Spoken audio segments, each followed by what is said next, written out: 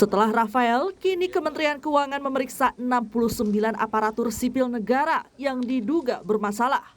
Pemeriksaan dilakukan karena kepemilikan harta tidak wajar. Pemeriksaan ditargetkan selesai dalam 2 minggu.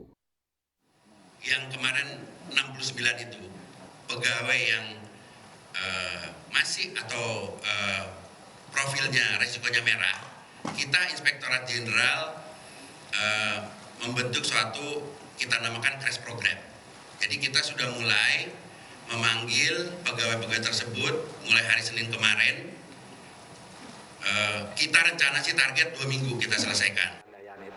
Di tengah pemeriksaan, Menko Polhukam Mahfud MD ikut mengungkap adanya transaksi mencurigakan di Kementerian Keuangan yang nilainya mencapai 300 triliun rupiah. Transaksi janggal sebagian besar ada di Direktorat Jenderal Pajak dan Bea Cukai.